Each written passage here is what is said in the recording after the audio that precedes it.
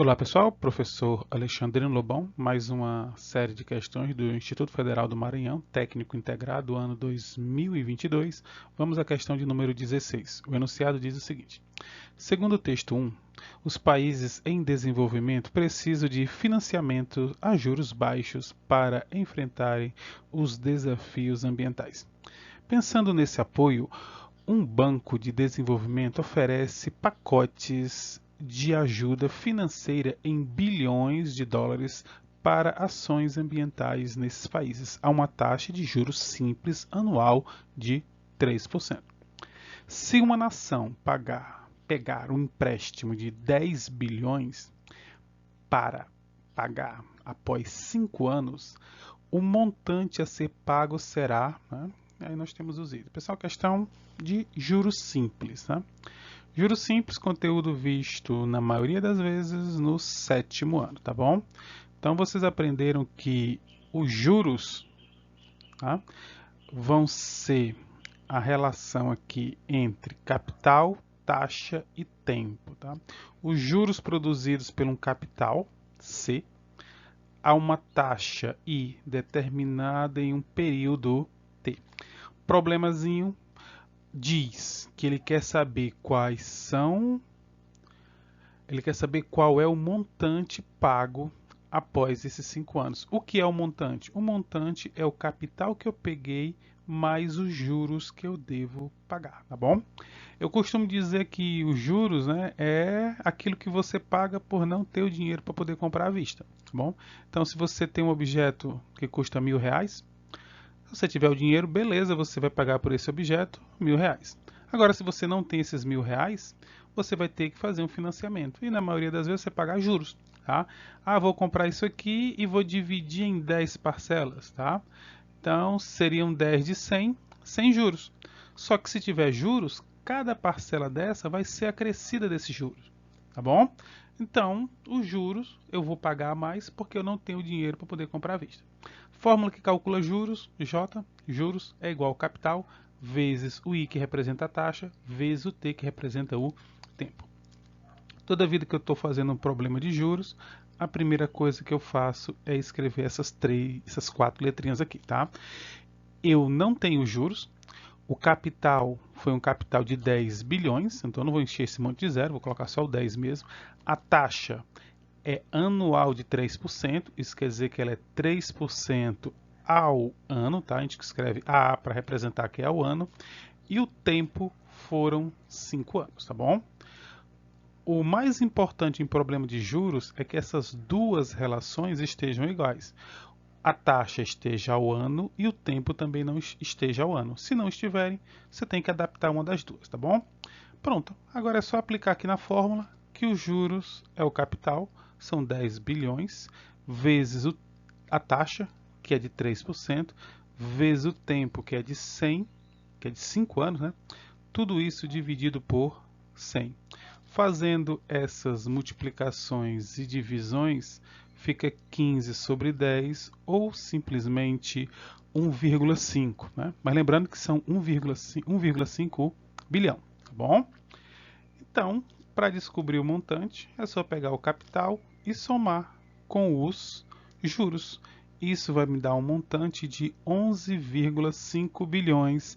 Resposta certa é a letra C. Tá? Questão simples de juros simples. Tá? Questão 17 diz assim, né? A análise do gráfico 1 permite afirmar que... Bem, o gráfico 1 eu coloquei aqui embaixo, tá? Onde o gráfico está representando o seguinte, os maiores emissores de dióxido de carbono do mundo, certo? Aí temos aqui megatoneladas de CO2 por ano. China, 11,256. Estados Unidos, 5.275. Comunidade Europeia, 3. Índia, 1. E assim sucessivamente. Bem, o que eu tenho que fazer? Você vai ter que analisar cada um dos itens e ver qual é o que bate de acordo com essas informações.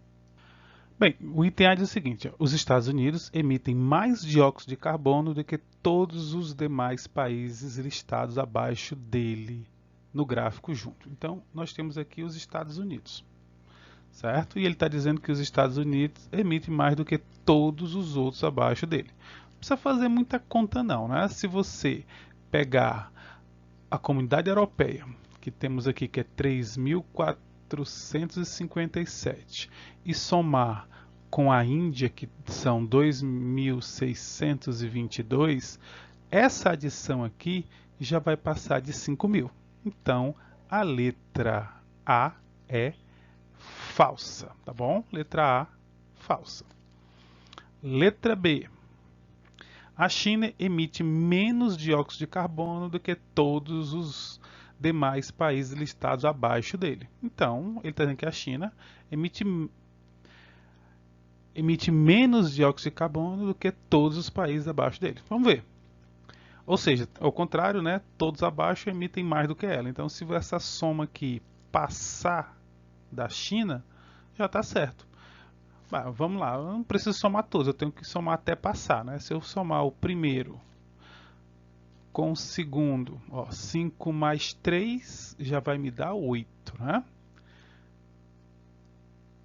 8 com mais 2 vão me dar 10. 10 mais 1 daqui vai me dar 11, sem contar aqui a casa das centenas, tá? Mais um aqui já me dá 12, então eu não preciso nem fazer essa conta toda, apenas observando os números com um pouco de atenção, você não tem nem que fazer essa soma. Então, a China é menos do que os outros, verdadeiro. Preciso analisar os outros, né? Só para efeito de explicação aqui, a Comunidade Europeia emite 3 vezes mais dióxido de carbono do que o Japão. Então está aqui o Japão e está aqui a Comunidade Europeia. Ele está dizendo que a Comunidade Europeia emite 3 vezes mais. Então é só pegar o Japão e multiplicar por 3. Se eu multiplicar isso aqui por 3, 3 vezes 9, 27 vão 2, 3 vezes 9, 27, 2, 29 vão 2, 3 vezes 1, 3 com mais 2, 5, e aqui 3. Não são iguais os resultados, apesar de serem parecidos, né? Mas não é exatamente 3. Tá? Então essa aqui também é falsa. E o último diz que ainda emite 50% menos dióxido de carbono do que a Comunidade Europeia. A Índia, 50% menos do que a Comunidade Europeia. Então é só você pegar a Comunidade Europeia e tirar 50%. Se eu pegar 50% aqui, não vai dar. Essa conta aqui também é certa, porque a metade, 50% de 3.400, né? Isso aqui vai dar 1.700, aqui tem 2.600. Então essa última aqui também é falsa, tá? Sem precisar fazer tantos cálculos. Achei a verdadeira, só estou analisando as demais. Vamos para a próxima questão.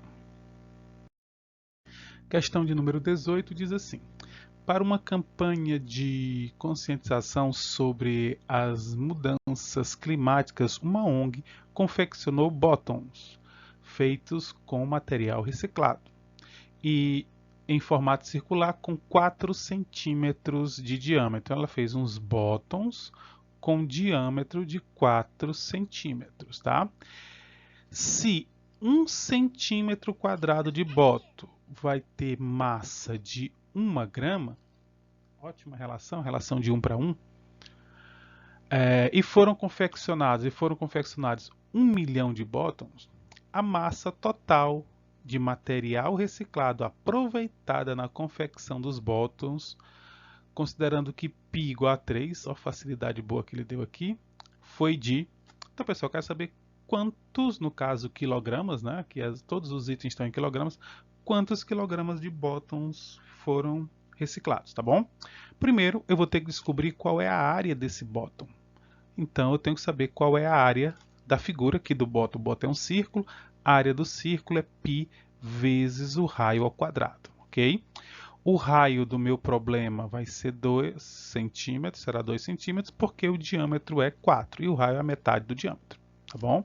Então, para calcular a área aqui da figura, eu vou pegar π, que ele arredondou para o número 3, vezes 2 ao quadrado. 2 ao quadrado é 4, 4 vezes 3 vai me dar 12 centímetros de área. Como a razão é de 1 para 1, 1 centímetro quadrado tem 1 grama, então a massa desse bottom, de um bottom, será de 12 gramas, tá?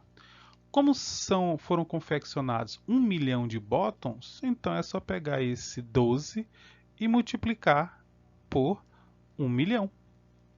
Então eu vou ter 1 milhão, ou melhor, 12 milhões, né, de gramas. Só que os itens estão em quilogramas. Muito simples. É só você transformar grama em quilograma. Lembrando que K significa 1000, eu vou tirar esses 3 zeros e eu vou ficar com 12.000 quilogramas, tá? Isso aqui é uma seta, não é um número não. Ok? 3 zeros corresponde a K, tá? Então, 12.000 quilogramas. Resposta certa, letra C. Vamos para a próxima questão. Questão de número 19 fala assim: para incentivar a discussão sobre o efeito estufa e as mudanças climáticas, um professor produziu uma maquete retratando um ambiente afetado pela poluição. Sabendo que a maquete foi construída em um recipiente em formato de paralelepípedo retângulo, com 1,2 metros de comprimento, 0,6 metros de largura e 0,5 de altura, a capacidade da maquete em litros é de... Bem, então, questão de número 19 diz assim: para incentivar a discussão sobre o efeito estufa e as mudanças climáticas, um professor produziu uma maquete retratando um ambiente afetado pela poluição. Sabendo que a maquete foi construída em um recipiente em formato de um paralelepípedo retângulo, com 12 centímetros de comprimento, 1,2 metros de comprimento, 0,6 metros de largura e 0,5 metros de altura, a capacidade da maquete em litros é... Primeiro, eu vou fazer aqui um desenho da maquete, tá? Um paralelepípedo retângulo, ou seja, um paralelepípedo. Ele está me dando as medidas, né? 1,2 metros de comprimento, 0,6 metros de largura e 0,5 metros de altura. Só que ele quer a minha resposta em litros. Eu, pessoalmente, não fico transformando unidades assim. Quando eu quero transformar capacidade em volume ou vice-versa, eu sempre uso a relação do decímetro cúbico. 1 decímetro cúbico é igual a 1 litro. Então fica fácil para mim, se essas unidades estivessem em decímetro cúbico, o valor numérico encontrado já seria o valor em litros. Tá? Então eu vou transformar isso aqui para decímetros, tá? Para decímetros, não decímetro cúbico. Vou transformar isso aqui em decímetro, os metros em decímetros, do comprimento, da largura e da altura. Para que eu vou fazer isso? Porque eles estando em decímetro, quando eu multiplicar, o seu volume estará em decímetro cúbico. E aí a relação é de 1 para 1. Ok? Relembrando a tabela, eu não vou colocar a tabela toda, tá? Mas eu tenho aqui o metro, eu tenho aqui o decímetro, eu tenho aqui o centímetro e eu tenho aqui o milímetro. Eu tenho 1,2 metros. Se eu for transformar em decímetros, eu vou só deslocar a vírgula para cá. Na prática é só multiplicar por 10, né? Então 1,2 metros correspondem a 12 decímetros. Tranquilo? 0,6 metros vão equivaler a 6 decímetros. E 0,5 metros, logicamente, vão ser 5 decímetros. Então, para calcular o volume dessa caixa, eu vou pegar 12 vezes 5 vezes 6. Todas essas unidades estarão em decímetro, então o produto delas estarão em decímetro cúbico. 12 vezes 5 dá 60. 60 vezes 6 vai me dar 360 decímetros cúbicos. E como eu falei para vocês, a relação é de 1 para 1 no decímetro cúbico. Transformando aqui, eu vou ter 360 litros. Resposta certa, letra B. Ah, professor, eu não teria essa ideia. Eu teria feito com os valores que está. Não tem problema não. Então vamos fazer o seguinte aqui, ó. Eu vou fazer com os problemas, com as unidades que estão, tá bom? Então você vai pegar 1,2, o volume, né? 1,2, multiplicar com 0,6, multiplicar com 0,5. É o primeiro problema seu. Você vai multiplicar números que estão com muitos zeros. No caso aqui, eu vou fazer o seguinte, ó. Eu vou escrevê-los todos como fração para facilitar a vida de vocês, tá? E a minha também. Essa multiplicação de cima é a mesma anterior, então eu sei que vai dar 360. E essa multiplicação aqui de baixo vai me dar 1000. Vou cortar um zero e vou dividir 36 por 100. E dividir por números que são potências de 10, né? Dividir no caso por 100, é deslocar a vírgula duas casas. Isso aqui me dará 0,36 metros cúbicos, porque aqui todo mundo está em metro, ok? Está todo mundo em metro, então vai me dar 0,36 metros cúbicos. Aí vai o meu problema, eu não quero metros cúbicos, eu quero litros. Vou transformar de metro cúbico para decímetro cúbico. Eu vou aproveitar essa tabela que eu coloquei aqui, tá? Só que como é metro cúbico, cada casa vai comportar 3 algarismos. Como é que eu coloquei esse número aqui? A vírgula sempre na unidade, no caso a vírgula está no metro, então eu vou colocar aqui o 0,36, tá? Vírgula. Por que eu coloquei dois números? Porque essa casa aqui agora comporta até 3 algarismos. Eu coloquei 2, eu teria que colocar mais um para preencher. E eu vou transformar isso aqui para decímetros. Olha aí, ó. Olha o 360 aparecendo de novo. Então esse volume aqui seria de 360 decímetros cúbicos. Como a razão é de 1 para 1, né? Eu tenho 360 litros. Continuará sendo a letra B, ok? Vamos para a próxima questão. Questão do número 20 diz assim: na tentativa de conscientizar a população sobre as mudanças climáticas e a necessidade de consumo mais sustentável, o governo de um país decidiu vincular uma propaganda nas 3 principais redes de televisão do país. Na primeira rede, a propaganda ocorre a cada 3 horas. Na segunda rede, a cada 4 horas. Na terceira rede, a cada 5 horas. Se as propagandas nas 3 emissoras foram veiculadas pela primeira vez no mesmo instante, a próxima vez que elas serão transmitidas concomitantemente, ou seja, ao mesmo tempo, tá? Pelas 3 emissoras, ocorrerá após.